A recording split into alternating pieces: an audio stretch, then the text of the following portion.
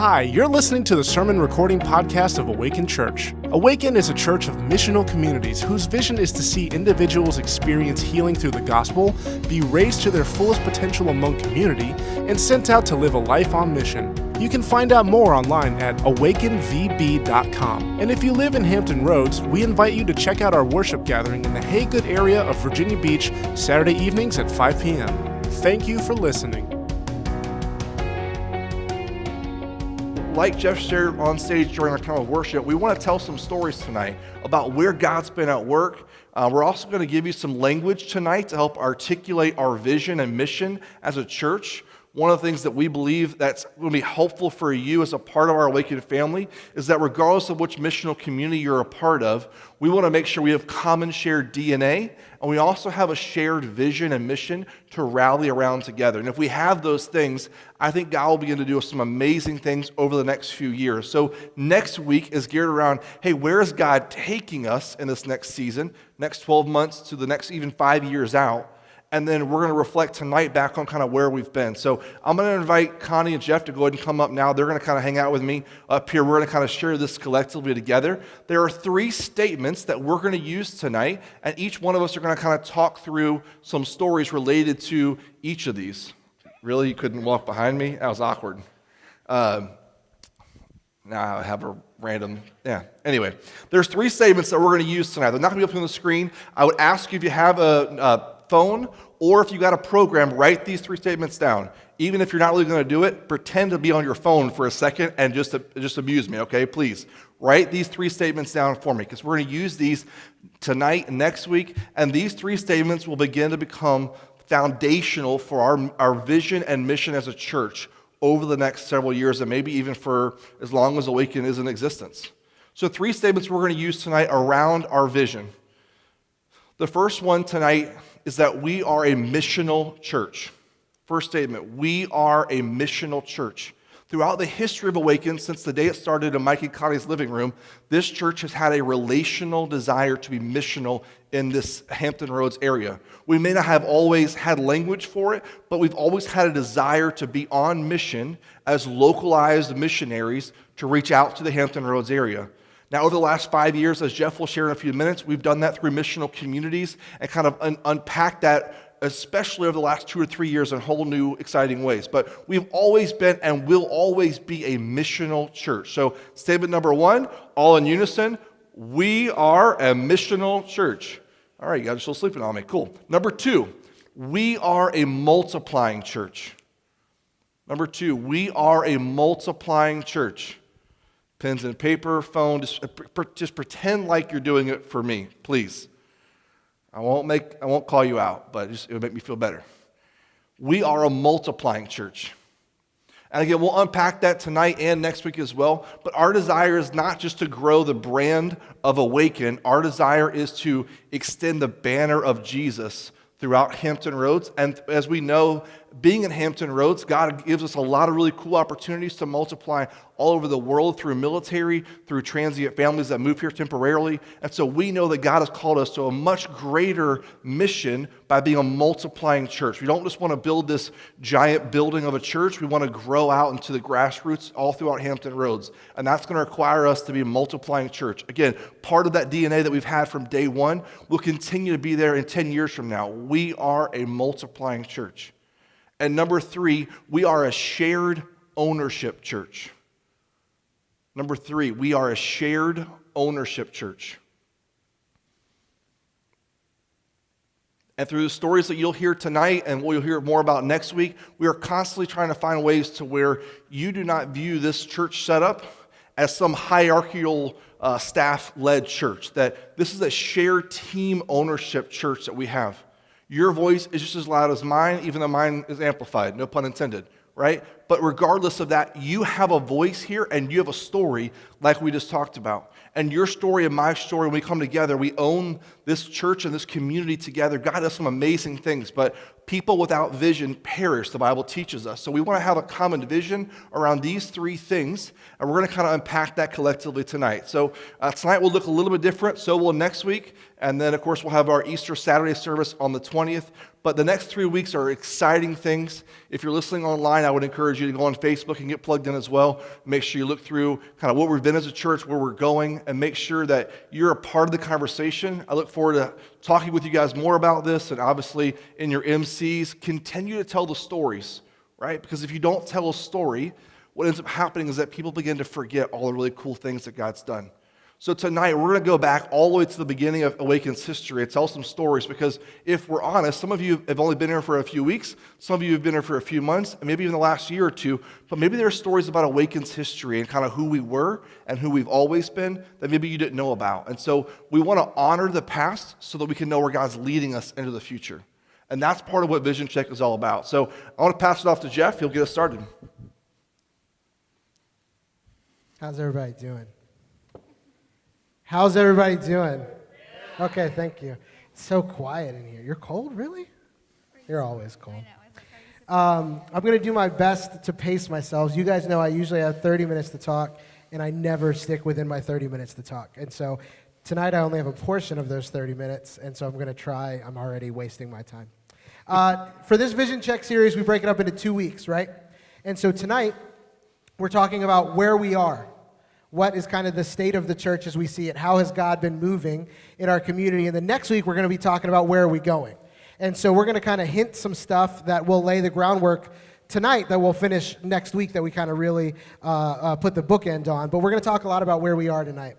And the part that I'm going to speak to the most is what Philip said, that we are a missional church. I like that whole call and response thing. So say that with me. We are a missional church. So what does that mean? If you're new to Awaken, or maybe this is a kind of a different context for you, you might think, okay, what is a missional church? Aren't all churches missional, right? Aren't all churches supposed to be spreading the gospel to all nations, right? The Great Commission. And yes, there's some truth to that, but the methodology, right, the way in which a church goes about doing that can look kind of different. And so some of you guys, you're hearing this for the, X dozenth time, and some of you it may be the first, but we kind of when we talk about missional churches, we contrast that by talking about attractional churches. And so some churches have the mindset of wanting to attract people to them so that they can come to experience God, right? We kind of call this mentality a come and see. So attractional is come and see who God is, come and see what God is doing in our community, come and see what God can do for you, right?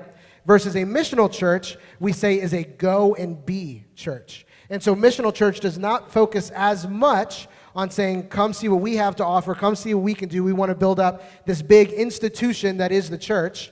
We want you to be here so that you can be trained and equipped to go back out. That's why one of our primary rhythms as Awaken is sending out. We believe that every single person in here should be living their life as a missionary.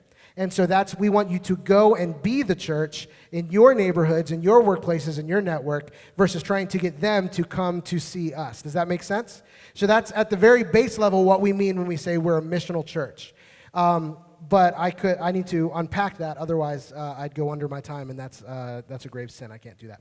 So as a missional church, we need to ask ourselves, the two words that I heard that was given to me that I like to use is, what does it mean to be two things? What does it mean to be faithful, and what does it mean to be fruitful? So if we're going to be as a church, we want to say, how are we going to be a missional church? We need to answer that question. What does it look like for us to be faithful to what God has called us to do, and what does it look like for us to be fruitful?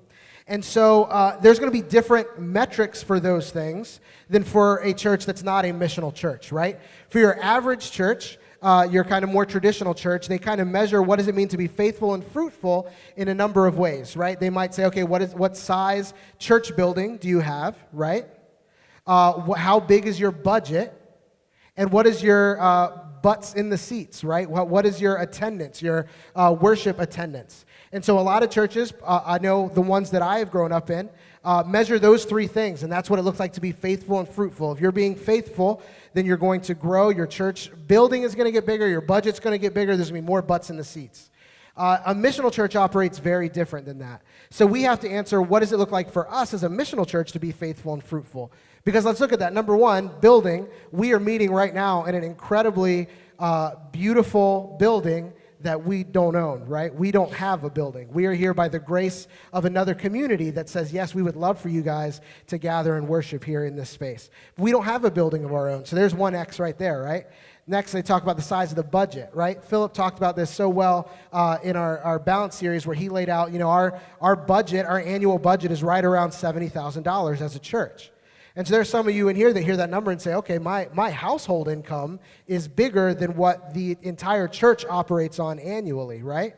And so Philip laid this out so beautifully that the amount of ministry and the amount of impact that we're able to have in this community based on the amount of resources that we're working with as a community is nothing short of God in action, right? It is nothing short of a miracle what God has been able to do on the budget that we have to work with. So nobody's going to be impressed with a $70,000 a year budget, right?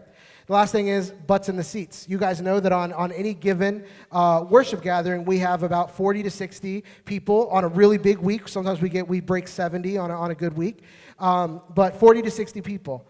And so there's kind of a couple things I want to lay out with that. Number one, that may feel at times like that's not a very big number, particularly if you grew up in larger, more established churches. But that number, many of you guys know this, I receive coaching weekly as part of what I do here at Awaken. Part of leading and overseeing our missional communities, I receive coaching. And so I'm in a group of about 9 other church planners that when they hear our worship attendance numbers, they're immediately envious, right? They're like, oh, I wish we had that, right? And so I think comparison is not helpful in that sense. But the last thing is that if you don't go by what you see in our worship gathering, because as a missional church, that's not our primary focus and our primary priority. If you were to take instead the amount of people that gather together, engage in our missional communities throughout the month, that number goes over 100. It's kind of hard to measure, but somewhere as high as 120 people that are engaging in our missional communities every week. So the metrics of what it looks like for us to be faithful and for us to be fruitful as a missional church, we kind of have to redefine because God has called us into a different space and to do something different than what your traditional church may call you to be. So what does it look like for us to be faithful as a missional church? A couple months ago, I was able to talk to a group of all of our missional community leaders and some other leaders in the church and talked about this idea of missional theology. And so what does it look like for us to be faithful as a missional church? I think it really goes to our theology, which is what do we think about God, right? And our ecclesiology, how do we view the church? Does that make sense? Are you still with me? Theology, what do we think about God? Ecclesiology, how do we view the church? What should the church look like? And so if we take a look of God, we cannot get away from the fact, I wish I had like 30 more minutes to talk about this, but we can't get away from the fact that God as a Trinity, right? God exists in a Trinity. He exists in community with himself, that God has a social, relational nature. But God is also, by his very nature, a missionary. He sent his Son into the world, right? They sent the Holy Spirit into the world. The Son and the Spirit sends the church into the world for the sake of the world. And so God, by his very nature, is a missionary God. So for us to be faithful, being made in his image, to be both social and sending, to be both relational and missional, it means that one of the goals for us as a church should be our participation in missional communities. And so I think if we're looking at where we are right now, what has God been doing, I'm just so excited to see what God is doing in our missional communities. For an average church, I looked this up today. I was looking at a Barna study, which if you don't know, Barna does just research, statistic-based studies. And I was looking at a Barna study for the average number of your average church, how many people that attend the worship gathering, what percentage of them are connected to some kind of a small group, right? Not even missional communities like we do, but what percentage of them is connected to some kind of a small group, Bible study, community group kind of thing. And they said that a healthy church, a healthy, thriving church, they should strive to have 40%. 40% of the people that are regularly attend their worship gathering being plugged in and connected into some kind of a small group that meets outside of that worship gathering. I ran some really rough numbers this week, and I kind of showed them to a couple other eyes to make sure that I was doing this accurately. And at Awaken, we have around 86%. 86% of the people that are here in our worship gathering regularly are connected to a missional community. And so in terms of what it looks like for us to be faithful and fruitful, that's an incredibly exciting thing for me to look at the people that are gathering and saying, no, we don't have a bunch of people that show up and say, okay, give me my God fix for the week, and I'll see you next Saturday, right? I'm going to show up and get what I want, and then I'm just going to go about the rest of my life for the next 6 days, right? We have people that say, no, I believe in the vision, and I want to participate in missional community. And so for me, that's one of the first things that's really exciting for what it means to be faithful to this vision of God calling us to be a missional church, is to see the people that are part of our worship gathering engage in missional communities, which again, we're seeing over double what most churches would say is a healthy number. So that's incredibly exciting. The second thing is for us to continue not just to be a social people, but to be a sent people. And so I'm going to let Philip go over this more later, but we spent a lot of time over this past year, what God has been doing, building a framework and a structure in our missional communities to see people be better equipped, to be better raised up, right? One of our rhythms, to live lives on mission as a missionary. And so Philip's going to cover that in a little more depth. I'm going to spend some more time, the rest of my time, talking about that's what it means to be faithful, right? What does it mean for us to be fruitful? And I think for us as a church, if missional communities are our vision, if missional communities is who we are, then I think that the only way for us to truly be fruitful is to continue to plant, grow, and multiply missional communities. And so for a lot of you guys that are here, some of you have been with Awaken since the beginning, and many of the people in here have only been a part of Awaken in the last year or two. And so you may look at Awaken Church and say, okay, Awaken is made up of 4 missional communities, right? And so it would be really easy, it would be really logical for you to assume that, okay, they probably started with 1 missional community, and then they had a second missional community, and then a third, and then a fourth, right? It's actually not true at all. And so I want to spend the rest of my time kind of painting a picture of the story of what it has looked like for us. Awaken has actually been a part of or had a hand in planting 8 different missional communities. And so we started out kind of with one community group that was basically just the church that was meeting throughout the week. But then we had what evolved into our Lynn Haven missional community was planted. And so it was planted by a few people that wanted to have something in their section of the city to gather people together and see the presence of God in that city. And so we started with our Lynn Haven missional community.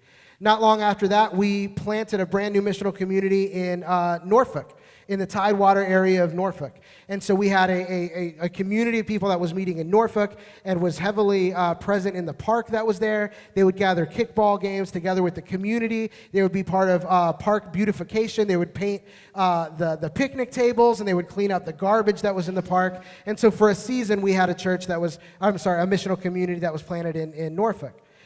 We saw a Portsmouth missional community that was planted. Several years ago, if you're, again, new to the area, you may not realize, but the Midtown Tunnel and the Downtown Tunnel did not used to have tolls on them. You could pass without paying anything.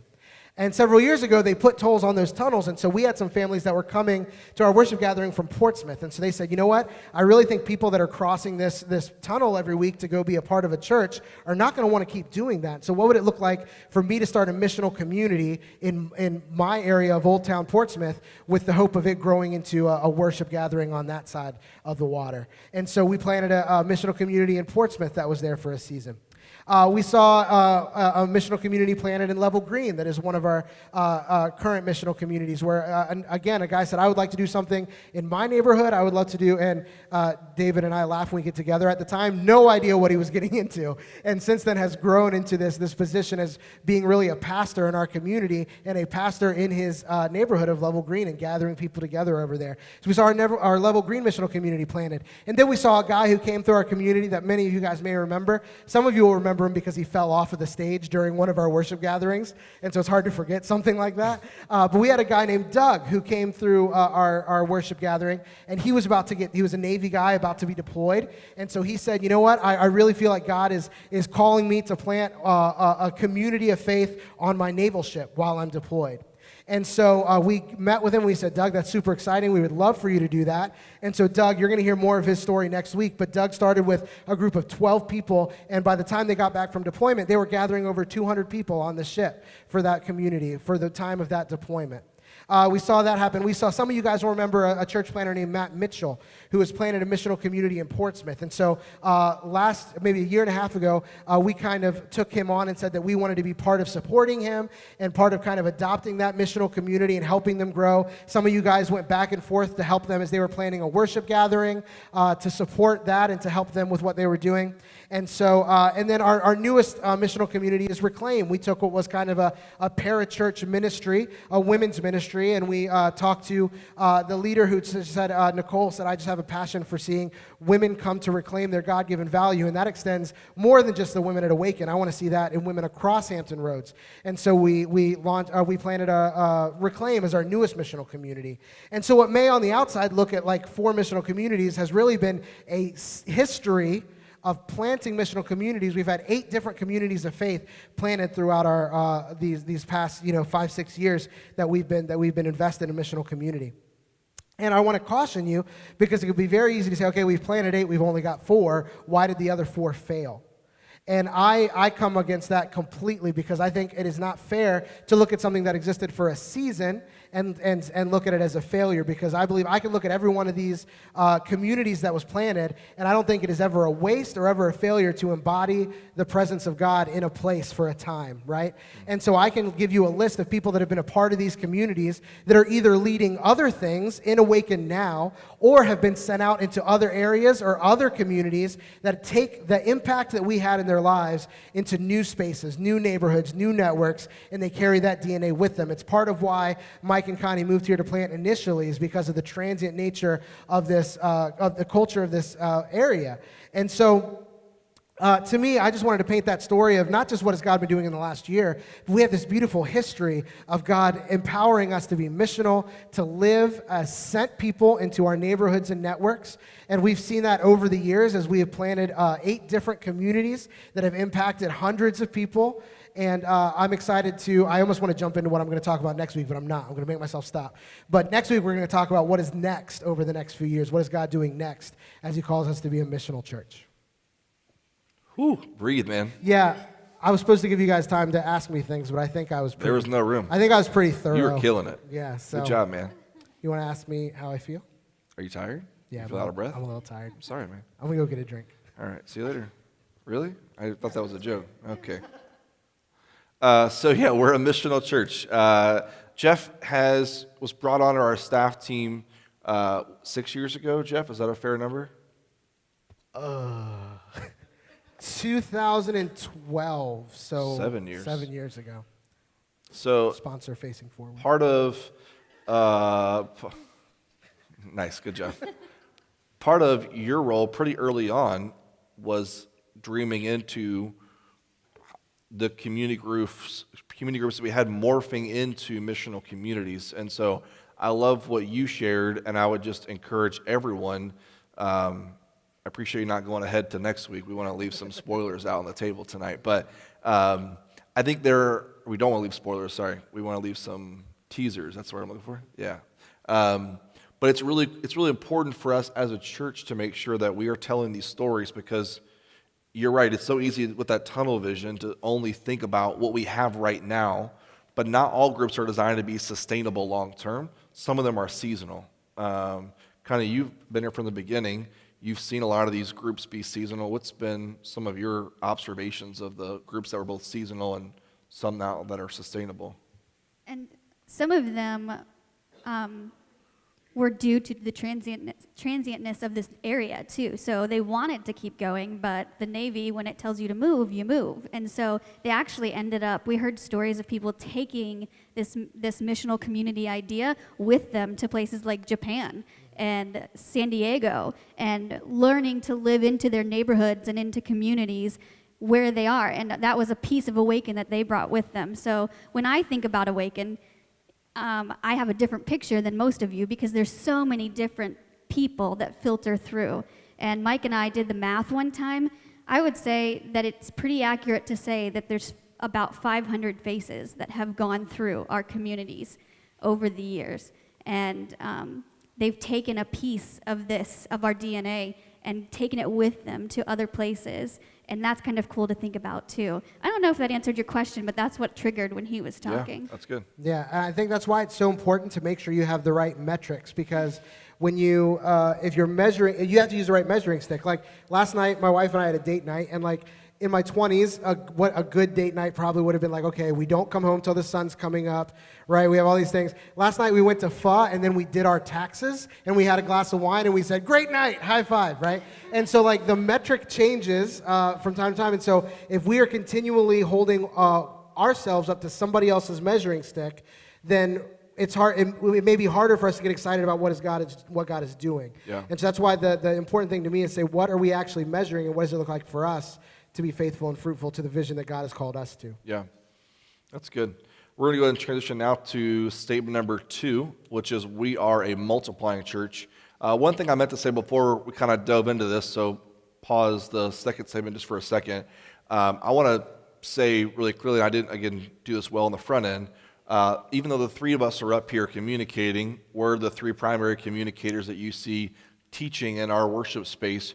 We actually represent a 5-person co-leadership team. And so Steve Friddle, who's back in our kids area tonight, and Neil over there on the side, it's really a 5-person team who's helped put together these stories, and also who's going to help speak into the vision that we're going to share next week about kind of how. I had that in my notes too. Do You I did? get points for that? Yeah, high five to that. Boom. I want cool sleeves that hang down. How do I get that? Be a woman? It's cold. All right. Sorry. Did you just turn your mic off? No, well, I did, but I had to turn it back on because it was just, I actually missed one. There was another missional community that we were part of planning in Aragona that I can't believe I completely spaced and forgot. So thank you, Neil, for sending that my way. So yeah, 9 different missional communities that we've been a part of planning, or had a hand in planning over that time. So even more exciting. That's awesome. So we are a co-leadership team shared amongst all 5 of us. One of the things that I don't want to steal Connie's thunder, but this is a huge part of our church that we want to continue to make sure that we represent the voices of many, not just a few. And so even though there's 3 of us up here, which looks a little bit different than what a normal week would look like, normally it's 1 of us up here, right, instead of 3 of us. But really there's 5 of us up here really in spirit, because we represent kind of the staff team from the co-leadership side that really helps speak into the vision and things like that as well. You have more things to say? I forgot to mention my own missional community. Oh Salem. my gosh. I included it in the number. That was part of the 9, but I forgot to say it. We multiplied Salem from Lynn Haven, which I know you're going to talk about some more, but Gosh, stealing my thunder. yeah, it would be easy for me to say I did it on purpose, but I didn't. Guys, quit Just keep sending your them mic on. texts. Yeah, any other text messages that you want to send us? We're up here. You can text Jeff. His phone is off. Jeff, now. what's your phone number? We'll text everyone on the podcast what your phone number is. No, don't really do that. It spells out dead air. Wow, okay.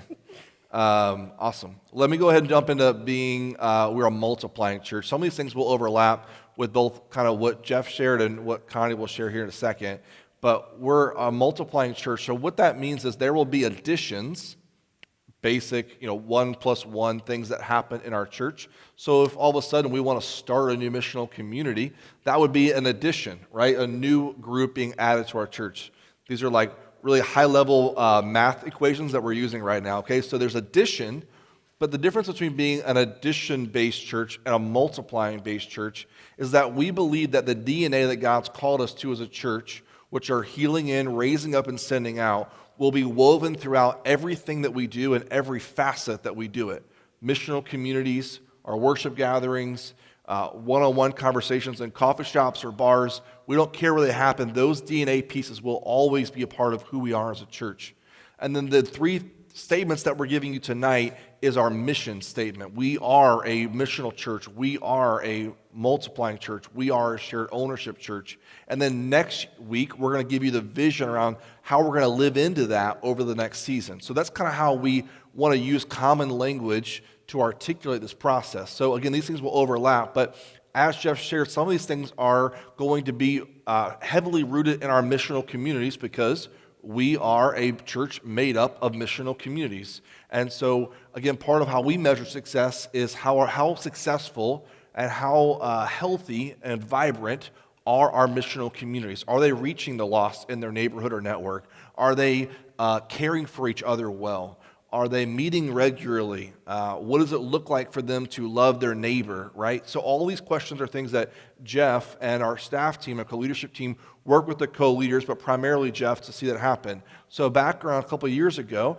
our Lynn Haven group was growing. It was very vibrant, and it began to kind of outgrow the home it was in. And simultaneously, God was giving people within that group a vision for starting a new missional community. So we took that vision, we took that desire and the need for growth, and we multiplied that group out of it. And so we took one group, multiplied it into two, which, again, I know your math people are going to say that's 1 + 1 = 2, but this is really different than us just adding a group. We're very intentional to multiply that DNA out from within a group.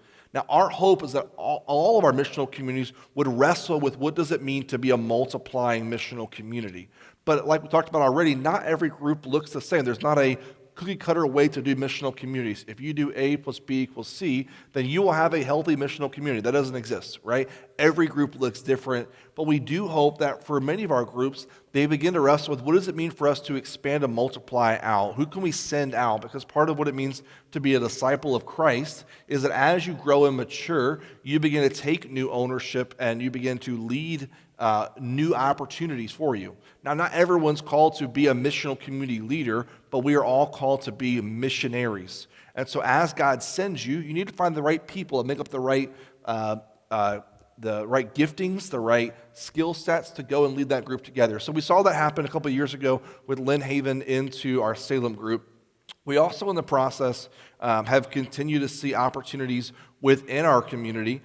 We've gone, as Jeff talked about, we've had these 4 groups, and we shared with you last year around our vision was to see us add or multiply in some capacity, but to grow our missional communities from 4 to 7 healthy missional communities, at least to see them started before the end of 2020. That's still absolutely an applicable vision. And again, we'll talk more about that next week, about kind of where we're going. But you may be looking around and saying, hey, bro, we're 1 year into this. Where are we at with that process? And it's a great question.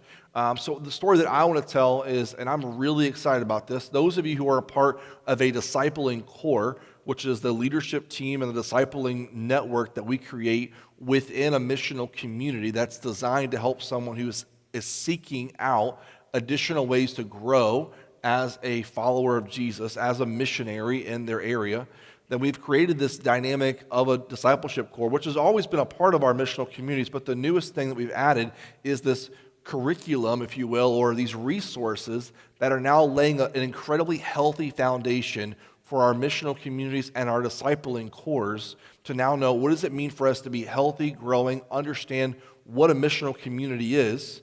Because if we were to ask many of you, what is a missional community? You hear that phrase a lot, and maybe you wrestle with what does it really mean for us to be a missional community church? And so we want to give you common language to know how to do that. And so Jeff and our team has put together these resources to create this amazing set of resources so that every year discipling cores can go back to this foundation, get healthy, so that then many of them can multiply. So although we haven't seen a group multiply yet, we are absolutely laying this incredibly important foundational piece right now so that God will begin to multiply. And I think it's very, very fair to see at least one of our missional communities multiply in the next year. We may add a new one as well. And then I also think that we're continuing to find ways to partner with other churches, other people that come through our sphere of influence, church planters, and we can always adopt other groups as well and make up that 7. And so that goal is very much alive and active. And what that looks like, we're not entirely sure. The Holy Spirit definitely needs to speak into that process. So we want to invite you in this process of kind of telling the story of where we've been to not lose sight of where God is also taking us with trying to live into these 3 missional communities that we want to see started and multiplied in the next year. The last 2 things here I want to share, and then I'll give them a space to talk. Jeff talked about it just briefly.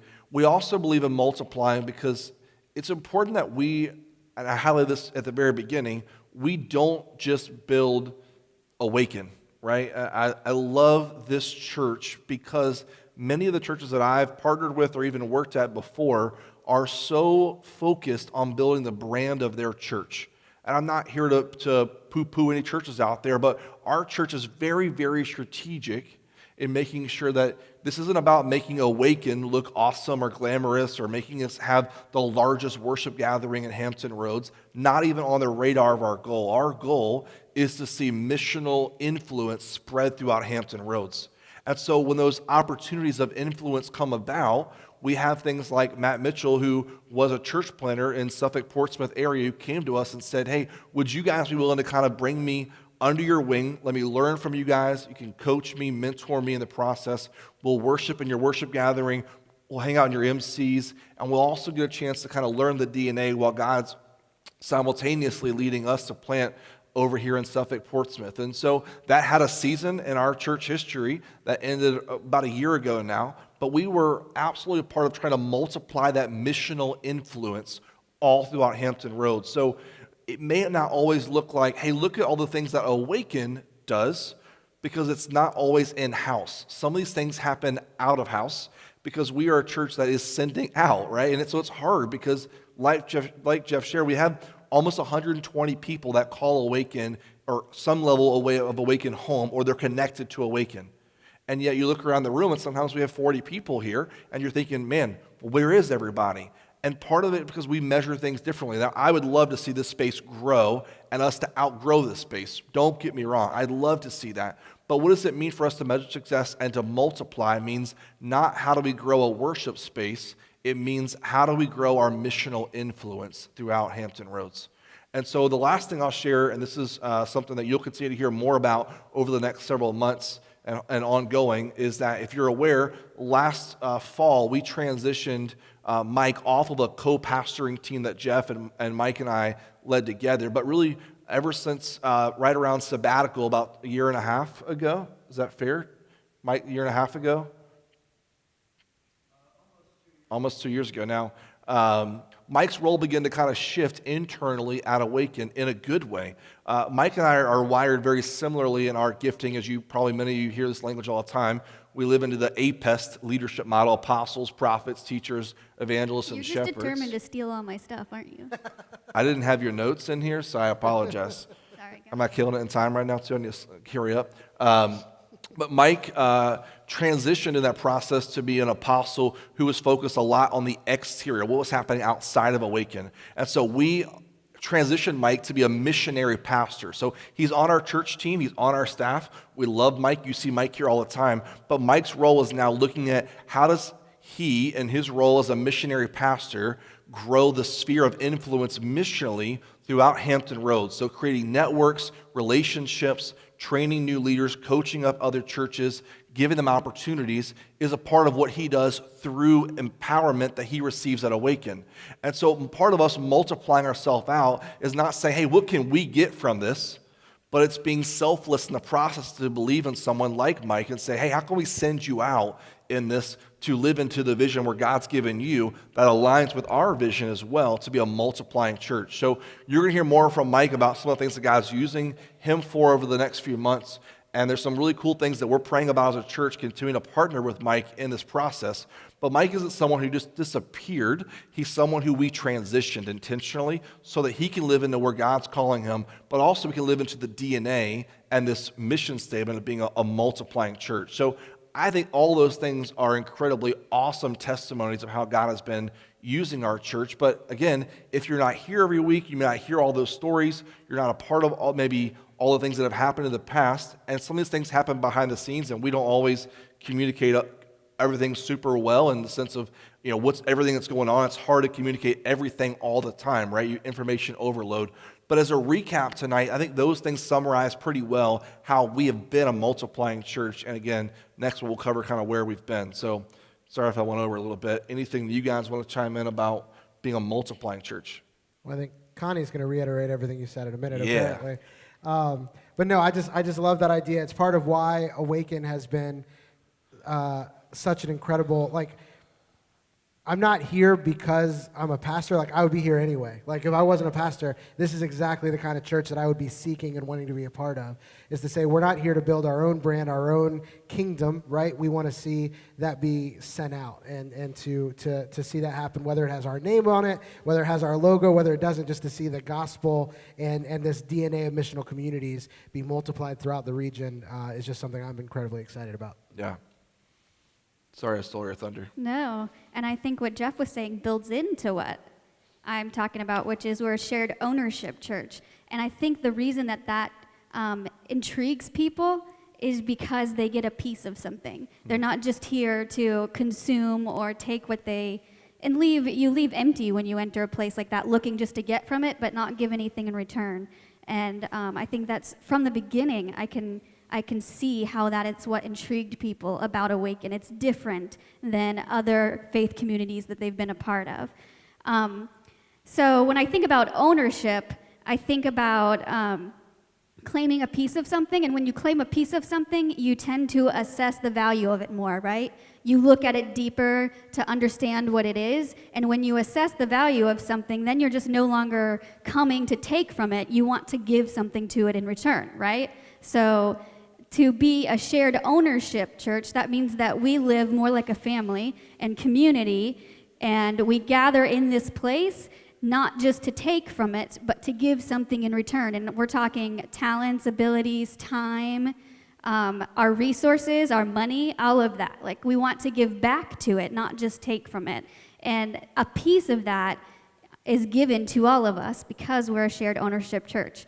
When I think back to because you can't be where you are now without being where you've been, right? So when I think back to the beginning, it's almost been 11 years this summer. It'll be 11 years that my family moved here to start Awaken. And when I think about where we started in the living room of this townhome over in Lake Edward, because when you're new to a place, you don't realize where you should and shouldn't reside. It was great. We loved it. That was bad. I shouldn't have said that. Anyway. Hope no one is here from Lake Edward today. No. That'd be awkward. No. Gunshots were just in the background quite a bit. But we loved the neighborhood, and people actually responded to what God had called us to do there. And when I think back to the living room and I picture faces in there, we wanted to be a community from the beginning that welcomed those far from God and welcomed those that didn't know God. And we wanted to build off of that. And when we first started, and I picture the faces, the families that took a piece of that ownership, because that's what we were offering. We never wanted to do it by ourselves. It was all about a team, and we brought some people with us, but we knew we needed to build a team here. So we got out into our neighborhoods and started building relationships with people, and we offered them a piece of what we were doing. And that's what people were really looking for, something that they could be a part of, that they could give to, not just take from. And the main people that do you know that they did not know Jesus? They just saw that we were out in the community, that we were being a part of things here. We weren't just closed off in our own little spaces. We were interrelational with things around us, with people around us, and they wanted to be a part of that. They wanted to take some ownership in that. And they didn't even know who Jesus was. They just knew that we were offering them something more than just a seat. We were offering them a piece of who we are and what we were doing. And we were helping them, as Philip talked about, the gifting that's involved. We were helping them discover how God's created them and what their voice is in the community, because none of us were meant to sit silently. We were meant to offer what we were given, what the Lord has given us, and our voices to the table. And that's that shared ownership piece. From shared ownership, though, we can't ask you to take ownership in something and share ownership with us in something if we're not willing to do it even on a leadership level. So as we've talked about a little bit already, that shared ownership, from it stems the shared leadership, which is what we have in the co-leadership team. And Philip was talking about the APEST, which is just from Ephesians 4, how God gave some to be apostles, prophets, shepherds, teachers, evangelists. I always get them out of order. It's all right. You've got them all, though. Yeah. I like to spell things differently. Anyway, I lost my train of thought. On our co-leadership team, all of those gift mixes are represented, and it's for a purpose. It's why we wanted to be well-rounded, and we wanted to live into all of the gifts. And that's why we purposely set up the team that way, so that it could be represented that way. And shared leadership just models the Trinity. Why reinvent the wheel? You know, like God the Father, God the Son, God the Holy Spirit, all part of the Trinity. They live in community together, so much so that to our human eye, we often forget there's three. He's just one. But there is three in one, and they live in their communal way. And then another aspect of the Trinity, which plays a part into the shared leadership and shared ownership, is the humility you see by way of submission, and how the roles of the Trinity, God the Father, God the Son, God the Holy Spirit, the roles are different. And at times, one has to humble themselves so the other can lead and share and from their gifting. And it's all about leading and following, where the world sets up leadership on the most part for putting someone up top, and then the rest of us just follow. But in shared ownership and in shared leadership, we all lead and follow based on our gift mixes, based on the maturity level that we have, based on I lost it. Based on experiences, how we've grown into our gifts. And that's what we want for you all here. We don't want you just to come and sit. We want you to be a part. Like, Awaken has given me a voice. I came from a background, am I running on time? No, you're great. Okay. You're I came from a background, a faith community that didn't necessarily value my voice, or my voice could only be heard in certain ways because of my gender, because I'm a woman. So there were certain things that I couldn't do or couldn't say, or there were certain things that I could do. If I wanted to be a pastor's wife, then I could use my gifts in that way. But if you look up the definition of pastor's wife in the faith community that I'm from, I don't meet any of those. I just don't. I don't play the piano. I don't. I'm not really good. My gifting is not shepherding. It's prophet teacher. I'm not a shepherd.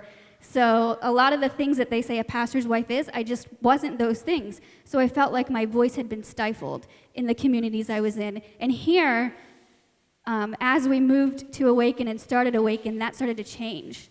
And God allowed my voice to come out. I had to grow and mature in a lot of ways, but God allowed my voice to be heard and my voice to be brought at the table through my gift mix, not through a standard that was set that I had to follow. I could be free to share my voice in the way God had called me to share my voice.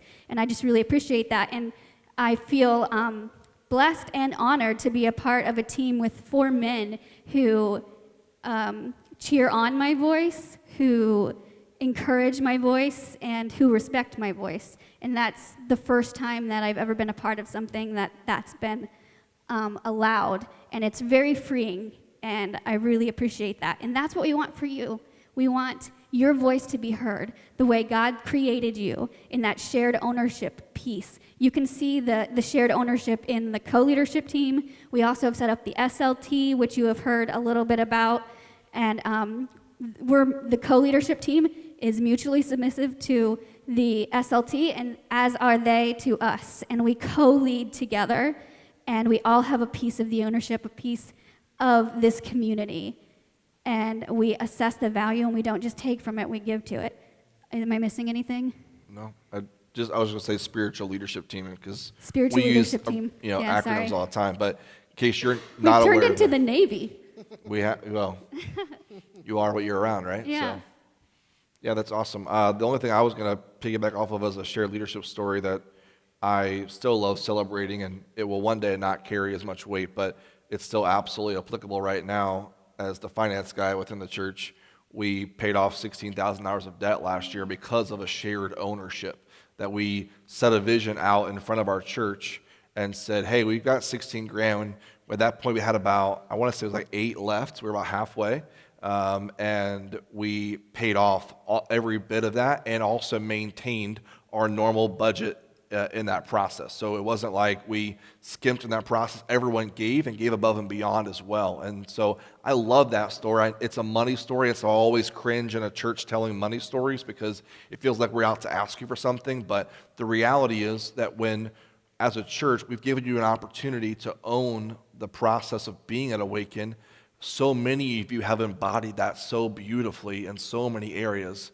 And I think part of what excites us as a co-leadership team, and I'll speak on behalf of the spiritual leadership team as well, that we're excited about giving you some new language next week to figure out, okay, so I'm at Awaken, I come regularly, I belong to a missional community, but what's next? What does it really mean for us as a church to live into the God-sized vision of where God's taking us? So I think next week, I would encourage you to come back. We've got some brand new things to share that we've not shared with you ever before, and we are excited to, probably for the first time in our church history, hopefully, knock on wood, really be stable in this location as a worship gathering for the next many years to come. I think the longest that we were at somewhere was the theater, and that was like 4.5 years, give or take. And so we would love to see us live into this space, if not longer, because we've got a great partnership with VB1, and we also want to see what God will do to keep expanding that missional influence as well. So this is a quick recap here for everyone here, so we're all paying attention. We got 3 statements, right? It's our mission of what does it mean to be a part of Awaken. Let's say them together, right? It's a little cheesy, but it helps me out. Number 1, we are a missional church. Number 2, we are a multiplying church. And number 3, we're a shared ownership church. So that's who we are, that's who we've been, and thankfully that's where God will always keep us being at Awaken. So I'm going to pray over these amazing stories, and then we're going to transition to a final couple songs here in worship. So let's go ahead and pray, if you will. Just go ahead and bow with me. Jesus, thanks again for being King.